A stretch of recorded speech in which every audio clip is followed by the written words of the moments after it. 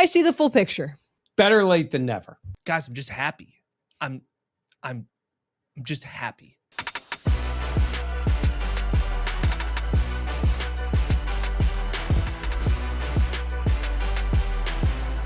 Now, from the Connors and Ferris podcast studio, this is the Buffalo Plus NFL Post-Draft Podcast, presented by White Claw. All right, welcome back to the Buffalo Plus podcast. Mike Catalana, Dan Fates. I am Jenna Cottrell. Please be sure to like, comment, subscribe, and share. We are here in the Connors and Ferris podcast studio, and we are breaking down the Buffalo Bills 2026 NFL draft, the show presented by White Claw. It was an interesting couple of days. They traded out, they traded back, they traded again, made some surprising picks on day 2, and then day 3, you kind of saw everything come together for Buffalo. Mike, I want to start with you. What do you make of this draft by the Bills? They went edge, corner, tackle, wide receiver, linebacker, safety, defensive tackle, just to name the bulk of those earlier picks. All right, so I got to be fair here and say in the early rounds, expectations are higher. I think we feel more connected to being exact in a sense of you take a player like TJ Parker, you take him where they took him, and you feel like that might be early because we are talking about their first pick of the draft. So I think it's easier to be more critical. I'm still going to hold to the idea of he can play. If he can play, he can play. I thought he was drafted a little early. When you get to the later rounds, there's a little more leeway. You're sitting there going, okay, I see where he fits. I think they got him later than was expected. So that's what makes you more optimistic. I still want to see dudes. I want to see guys that are exceptional, not just as great draft picks for the 6th round, but I was certainly more encouraged on day 3. It felt like maybe everybody following along that has liked, commented, and subscribed and appreciated throughout the whole weekend. The live shows were a big success. We keep reiterating that. We want to do more of those. We did a bunch during the season. That will continue. But for fans following along, I think it was a roller coaster. I think this weekend was a roller coaster because. Do you like roller coasters? Used to, now like the teacups bother me. Do you like them? I don't like the ones with the big drops, but I like the ones that kind of like you go like upside down. Well, then it's down, not really a roller coaster. It's going upside down and corkscrews and all that.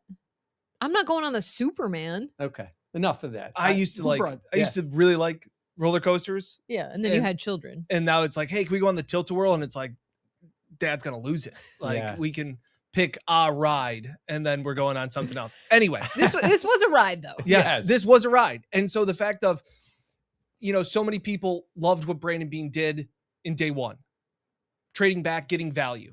And I was kind of incomplete.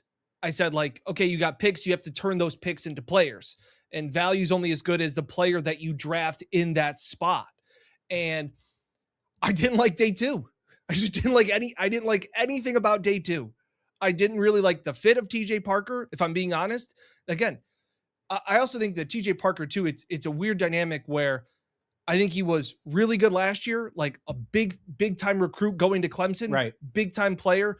Clemson kind of has a down year. His numbers kind of plateau. So you're kind of trying to marry all of that. I remember not the same level, but Stingley at LSU, right? Freshman year. Incredible. This guy's a star. He should be able to get drafted right now. And after that, it's like he didn't want to play the NIL. He was one of those guys that kind of like sat out towards the end. So like LSU got bad. And so like you're trying to balance that out. Derek Stingley's still a great player. Right. Okay. I knew you were getting there. Yeah. So it's a matter of what factors played into the lack of production and not in seeing the whole picture of the player. And not to interrupt you, but I will. There is so much more volatility in college football. I do think even the teams have to look at that. Yes. Everything it changes so rapidly. Yeah. So, but in terms of fit, and when we said it last night, Jenna, he seemed a little more like a older Bills defense, the former Bills defense fit. For the top guy. We said when we first announced the pick on the live stream, I also truly wasn't a huge fan. I thought you saw the numbers in 2024 and you're like, oh my gosh.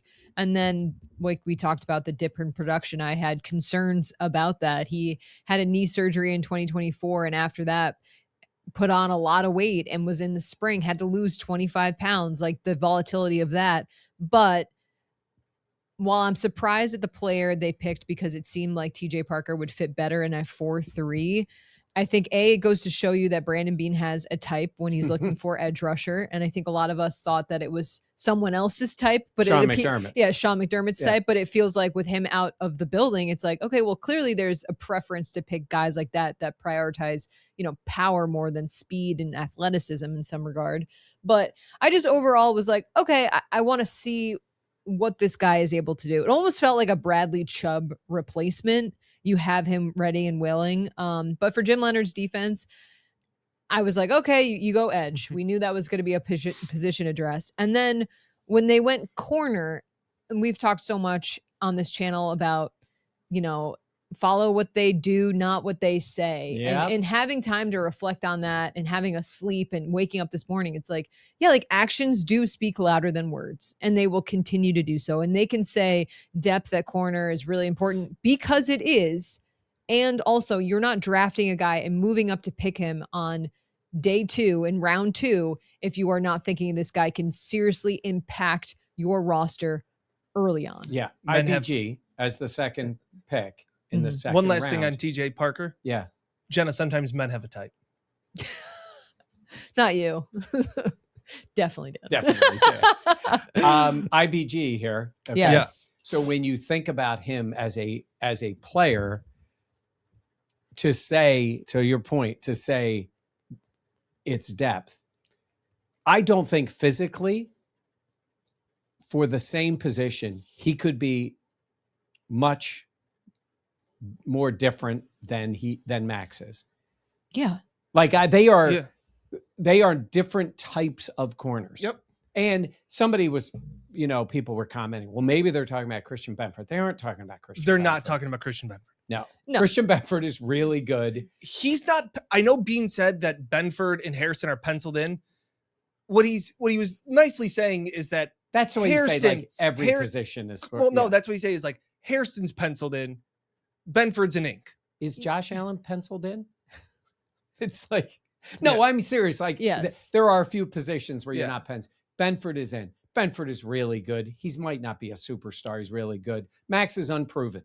He just is unproven. Yep. So I think it is a change in the type of player you want there.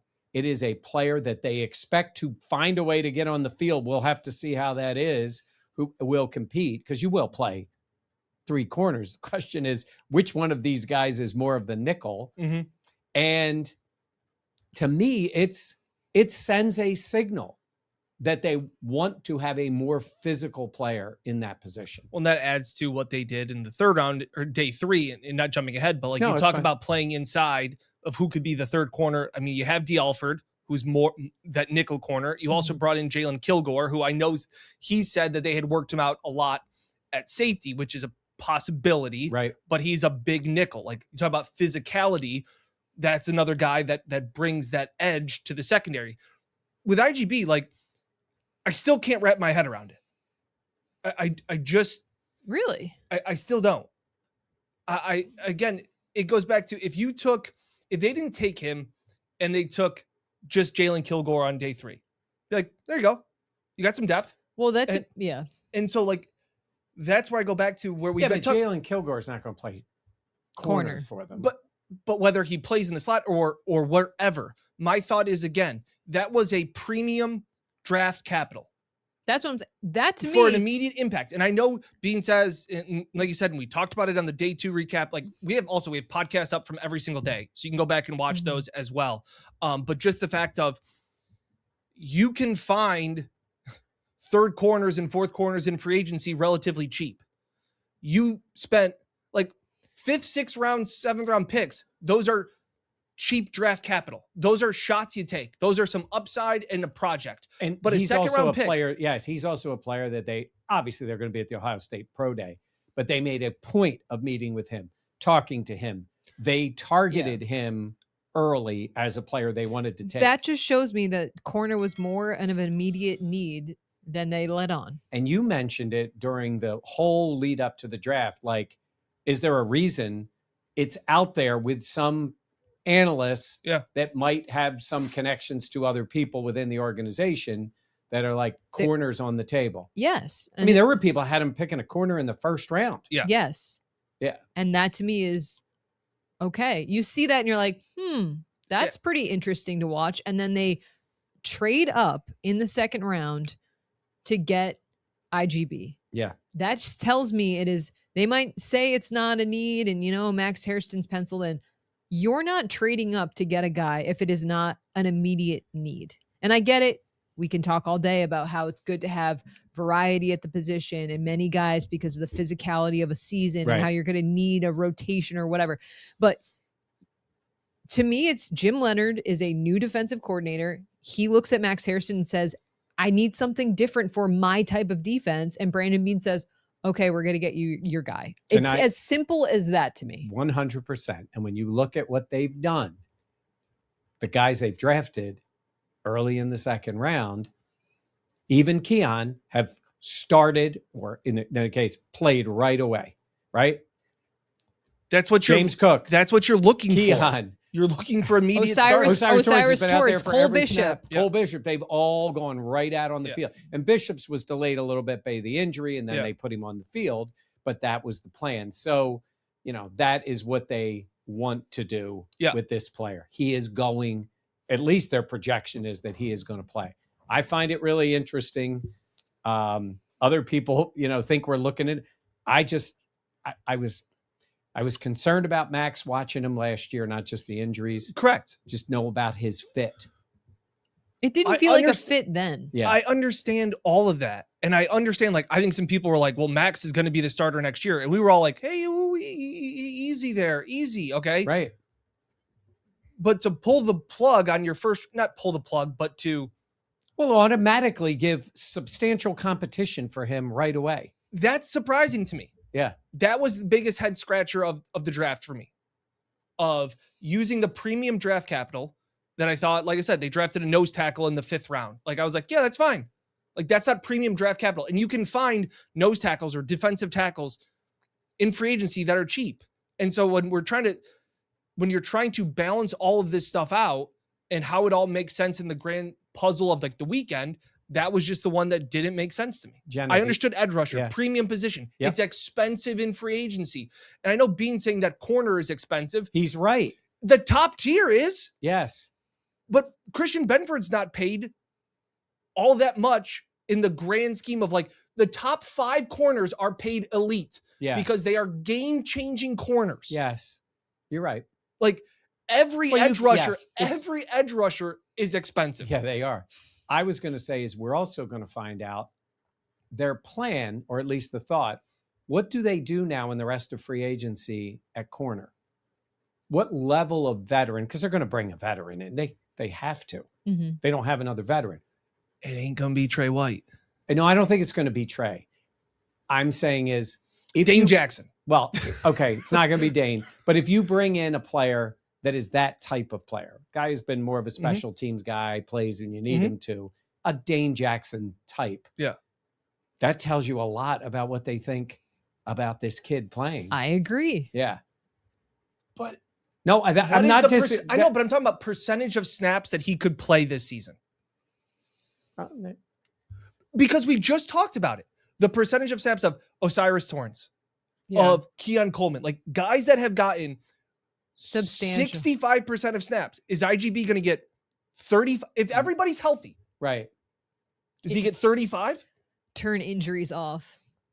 Yeah. That's where it's confusing to me. Well, they have to see if he can. I think they see this. You see what I'm saying? Yeah. Does that make sense? I get what you're saying. It's kind of why we kind of also understood hey, they're probably not going to take a nose tackle. Even you weren't you said it may have been Katie McDonald at 26 or 28 or 31. Mm-hmm. And you're it doesn't really, for a guy that's going to play 40% of snaps because he's going to come off the field on 3rd down, because you're not going to take Deion Walker off or Ed Oliver off. It's that premium draft spot doesn't make sense. That's why I have a hard time understanding the rationale behind IGB. Yeah.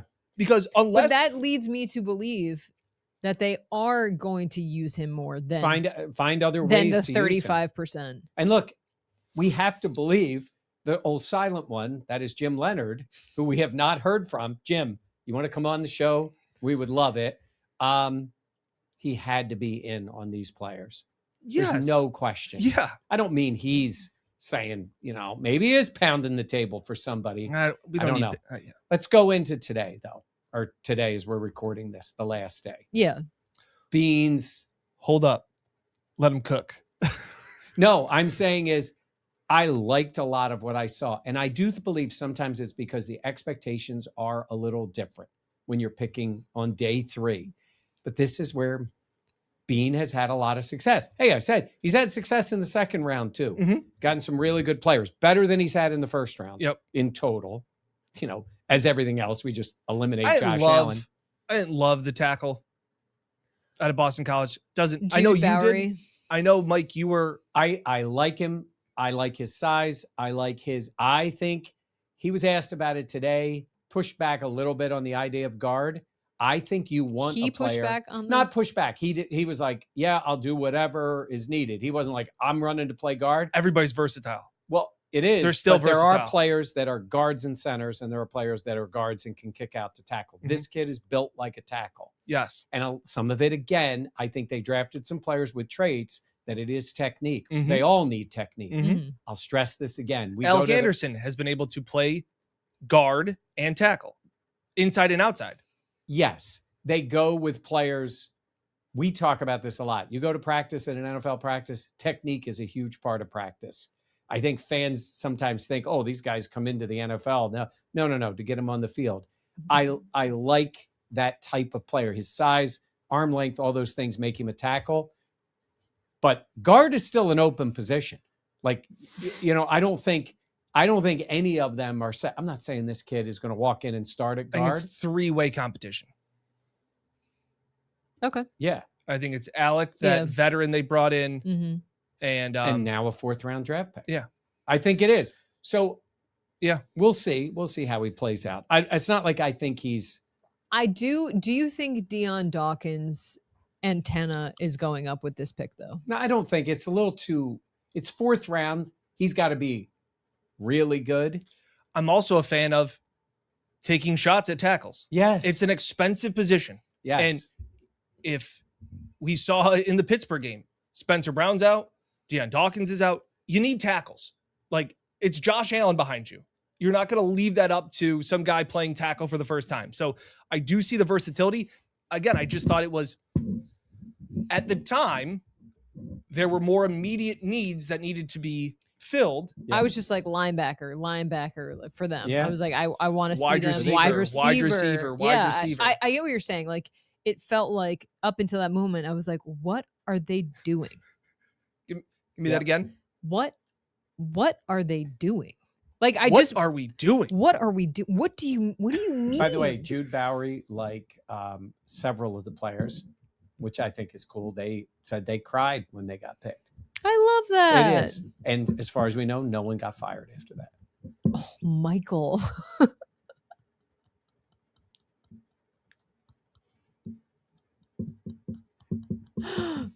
That was funny. Come on, okay, it's funny. that was I said that was funny. All right, It's funny. I do like this. I'd like to report a murder. How about we go with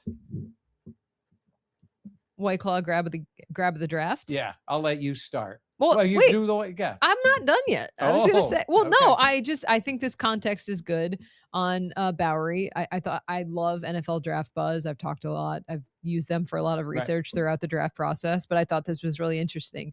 Most realistic path for Bowery is a developmental swing tackle who earns snaps in a movement-heavy scheme. If the tackle experiment stalls, a move inside to guard could unlock his best football. Okay. He needs time behind a veteran starter and staff willing to invest in his hands technique, but the physical tools give him a window to compete for a starting job regardless of where he lines up. I like that. That's why you draft him, like you just said. It's an expensive position. You draft him, and he develops into that. Yeah. Bean's been good at drafting and signing offensive linemen. Yes, that has been a strength. It's the one thing that's worked in free agency.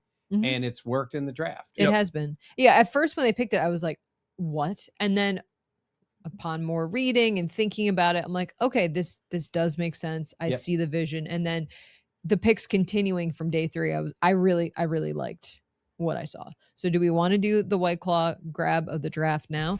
Is yours Jude Bowery? No. Oh, okay. Do we all have the same? Who are you taking? I know who Dan's is. All right, well, Dan, why don't you go first? They did it. Guys, they did it. Ladies and gentlemen, they did it. I talked about Skylar Bell as a day 2 pick. I thought Skylar Bell has checked a lot of the boxes that I was looking for in a wide receiver that wasn't going to be, if he wasn't in round 1, the possibility, I didn't know if they could get him round 2 or round 3. I really like Skylar Bell. And looking around, like Jenna, to your point, it's hard to find anybody that doesn't like what this player is. Mm-hmm. Here is Steve Smith Sr. talking about Skylar Bell on his social media today. I'm really intrigued by this one. Skylar Bell from UConn, number 1. Really interested in how teams see this kid and what they see because he has such a great skill set, in my opinion. Really good, makes plays down the field, big plays down the field. Doesn't make it easy for open field tackles, one-on-one. He's gonna route you up. He's gonna out-physical you. He's gonna run around you. He's gonna run through you. He jump over the top, breakaway speed, does a lot of great things. So yes, Steve Smith knows a thing or two about playing wide receiver. That was his tweet from today. Obviously, I think it was before, obviously, the weekend. But also, like, he said, Steve it's Smith, his favorite receiver in the entire draft that he liked. He's also been critical of Keon. And the other thing I have also seen, Skylar Bell is 24 years old. Or 23 years old. He will be 24 because that's how time works. You love this. Go ahead. He's older than Keon Coleman. He is younger than Tremaine Edmonds. I would hope so. Well, Tremaine's still 23 also, but just Tremaine's about to play like Button. year 10 in the league. Yeah.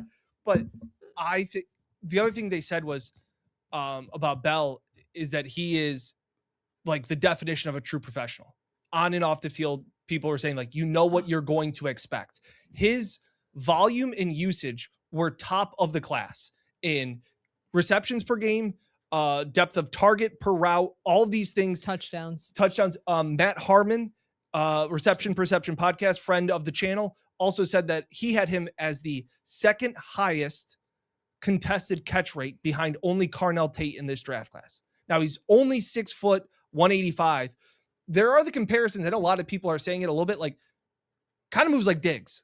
Like the way that, and again, I know that I think he did a lot of his really good work in the slot. So it's a little bit like, hey, you got Shakir, but I think he has the ability to be what they were saying, like a Z wide receiver, like kind of stack. He can get outside a little bit, but man, I really like this pick in some ways. Production. Yeah. And again, I know it's UConn. So I think there is what we talked about before, like there is that concern when the competition rises. Yeah. But I'll take the traits. I'll take the production. Really good after the catch. Field Yates was saying that he's one of the best wide receivers after the catch. So he's a little more dynamic Shakir.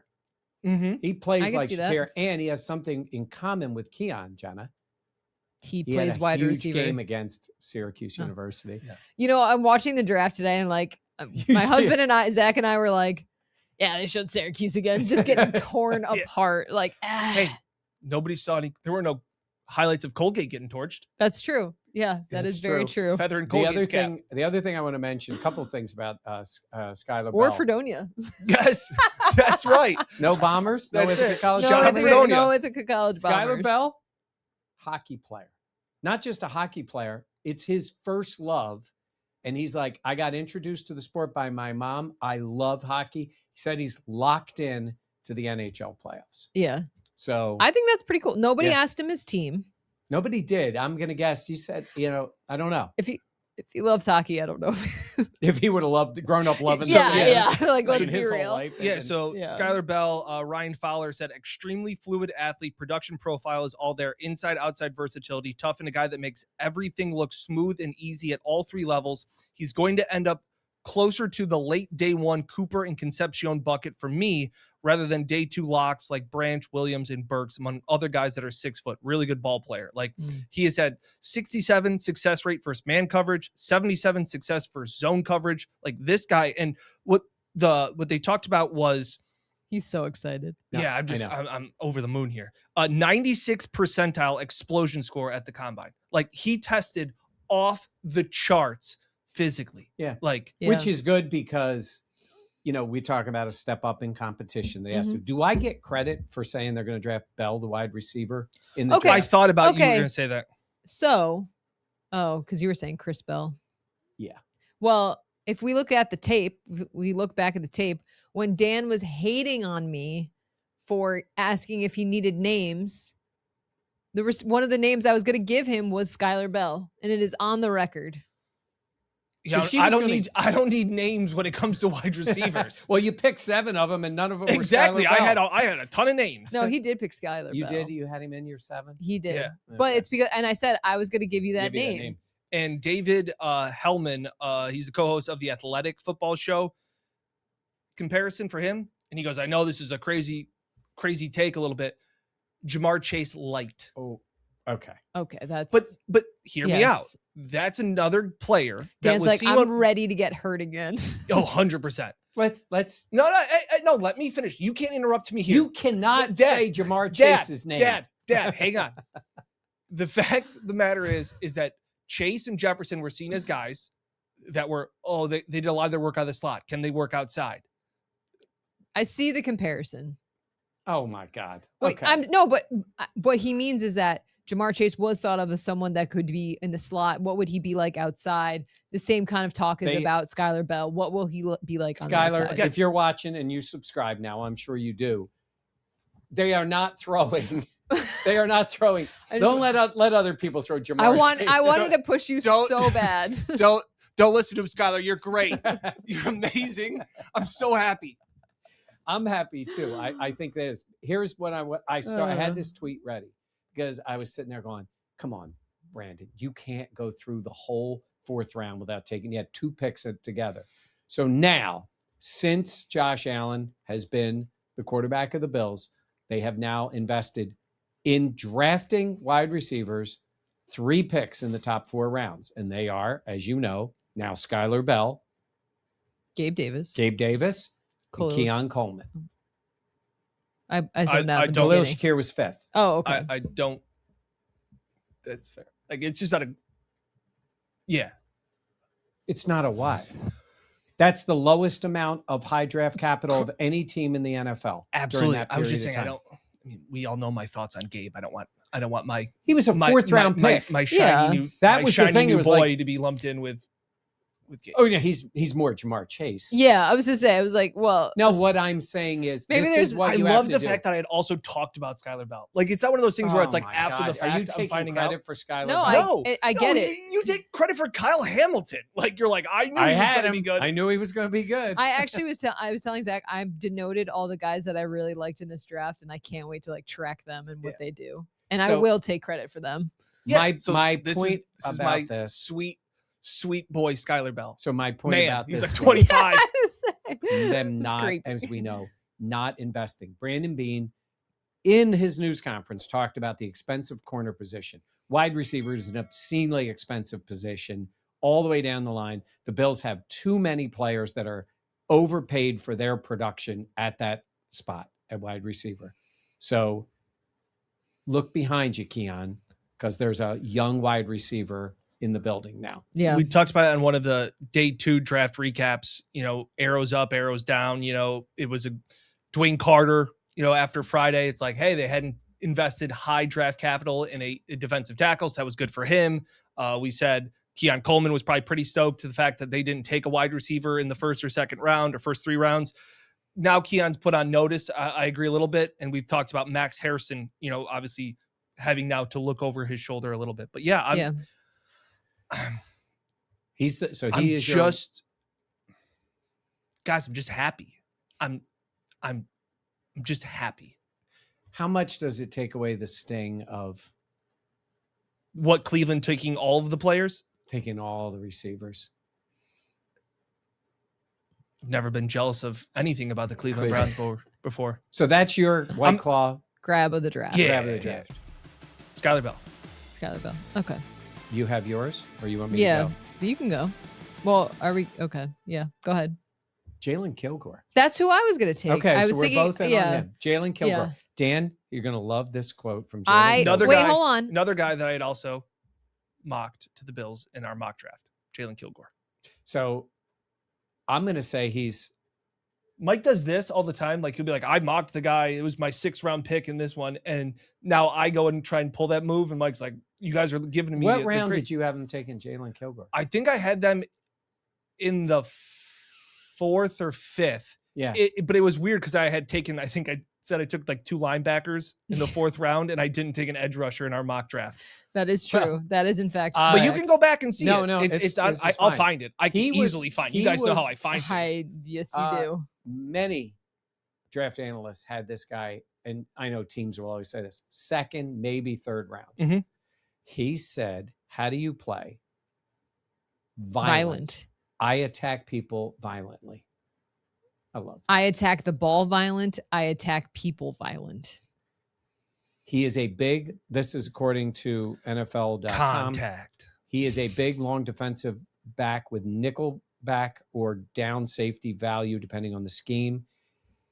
We talk about big nickel playing there. Mm-hmm.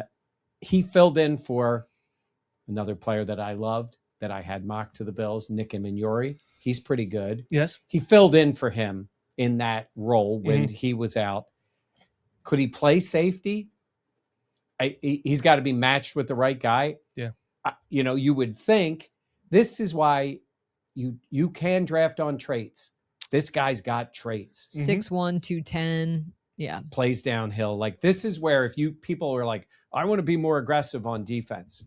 Okay, now your actions are following that because they picked 2 physical, bigger players for their position at corner early, and now getting Kilgore, and the Bills worked him out at safety. Mm-hmm. So when they worked him out, that's what he said. That's what they talked to him Had about. dinner with them. Yes. Went over film about safety. He also was paraphrasing the quote, but he said, on the 3rd day, our Lord and Savior rose, and I got drafted on the 3rd day. So it's what he wanted. That's kind of a bar. Did he really say that? That's kind of a bar. He's Jesus? Oh my gosh. I love that mindset of, who else got picked up by the 3rd day? Jesus. I love bringing Is that a real quote? So Is that when a he real hits quote? somebody in a game, you just yell out, Jesus. So it's like, oh my gosh. I'm violent. And on the 3rd day, I rose again. Jesus was big on nonviolence. Yeah, it was. It was. But this is I like for football.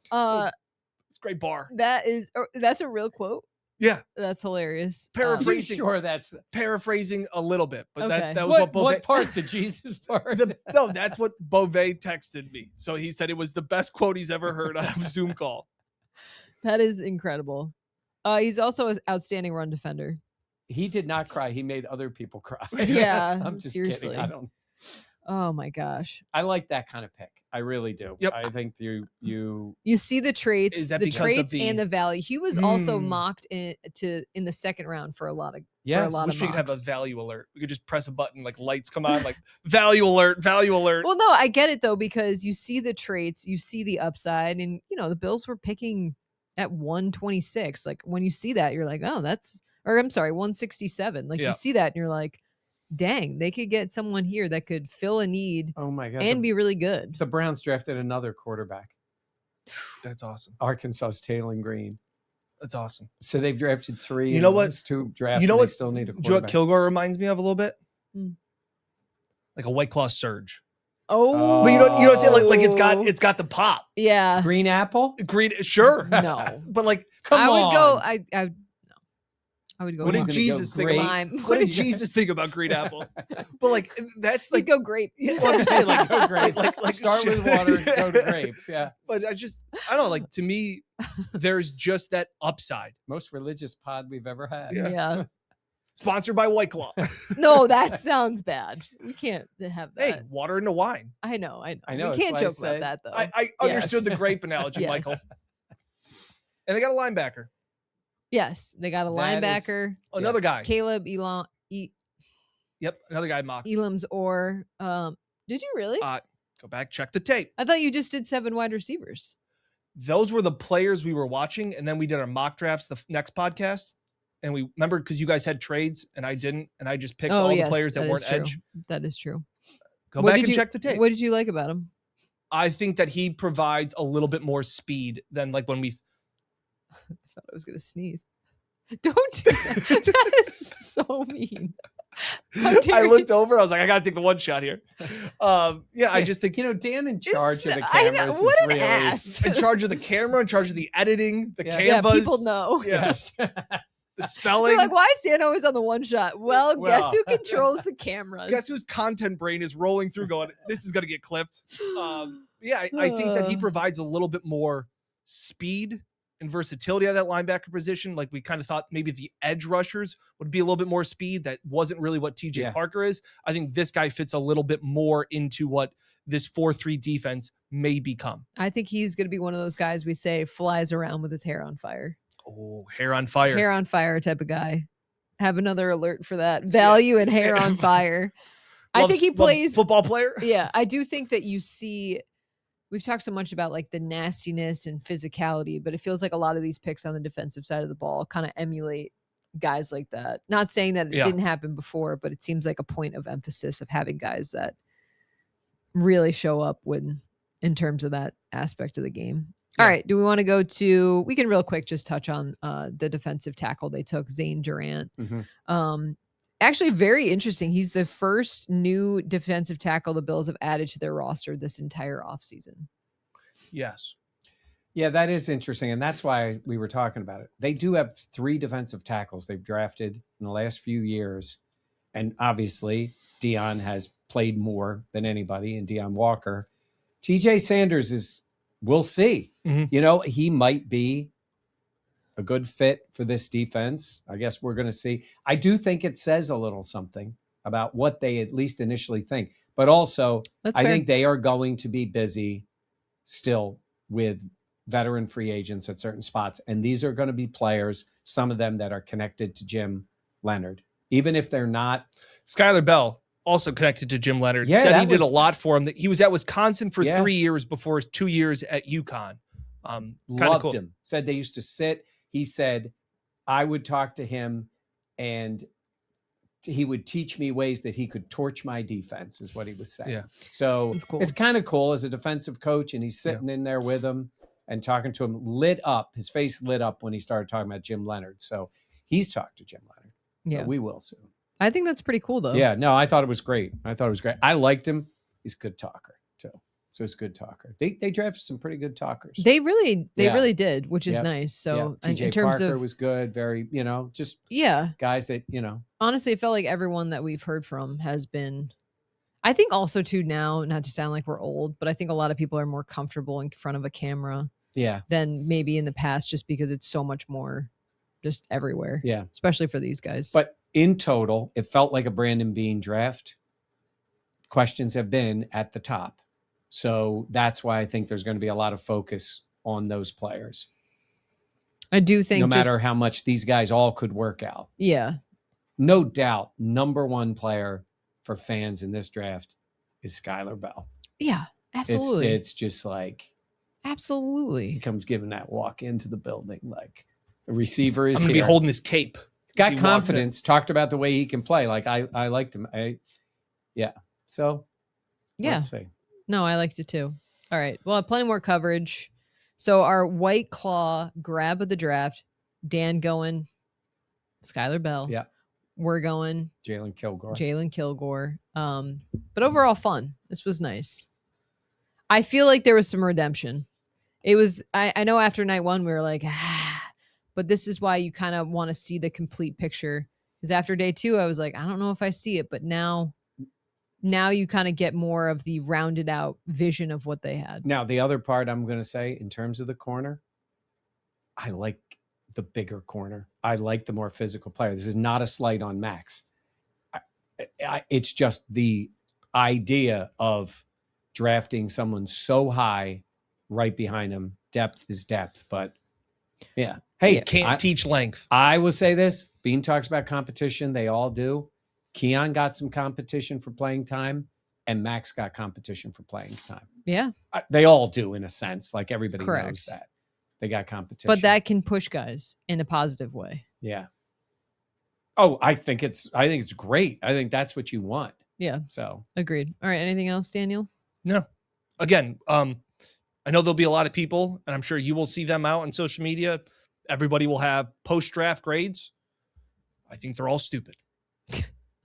yeah, the only thing you could grade on is if you really I wanna mean, like, focus- really, like, if you they want haven't played it down. if you want to focus on value based on where the players were perceived to be, like getting Kilgore in the 6th round is great value. The Dolphins we like the Dolphins draft. I I really always liked love the when there's Dolphins like draft. teams got like 2 picks in the top 10 and they're like A+ for the Jets. Yeah. Like I'm like, okay, Yeah. they should be able to, but yeah, I don't like the grades because we don't know whether guys can play and who's going to be in the I right remember spot. last year talking about it. It was Dorian Strong.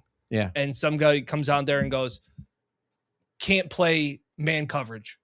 Can't play. He's great in zone, but can't play man coverage. And another draft analyst said, he's great in man coverage, needs work on zone. It's like a pick your own adventure. And everybody's fan base is going to look for somebody that is saying their team crushed the draft. So I just think they're very silly. And speaking of that, I'm rooting for that kid. I hope he's all right. You know, it's that neck. Yes. Yeah, the So neck everybody's is- going to be waiting to see. He's been Mhm. around the facility. So, because I was encouraged watching him with his size and the way he plays. And then he had that neck injury and we just didn't get to really see him again. Yeah. So, One last note, if you ever are looking next year for the draft, the Bills really value the Senior Bowl.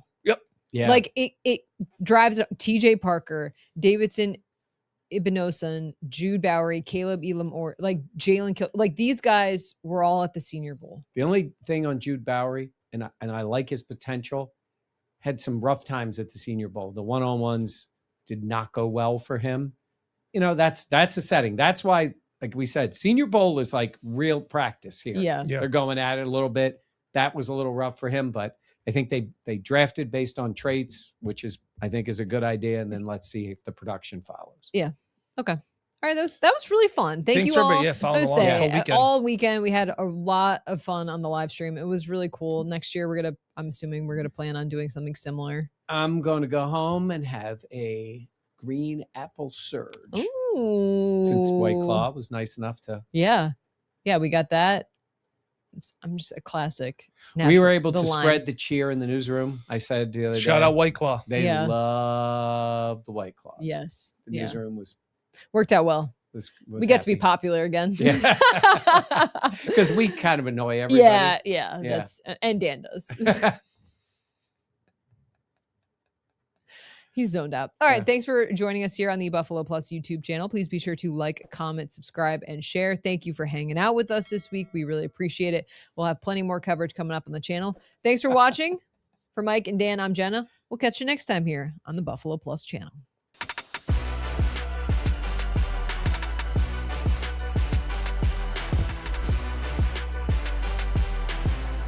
Now, from the Connors and Ferris Podcast Studio, this is the Buffalo Plus NFL Post Draft Podcast, presented by White Claw.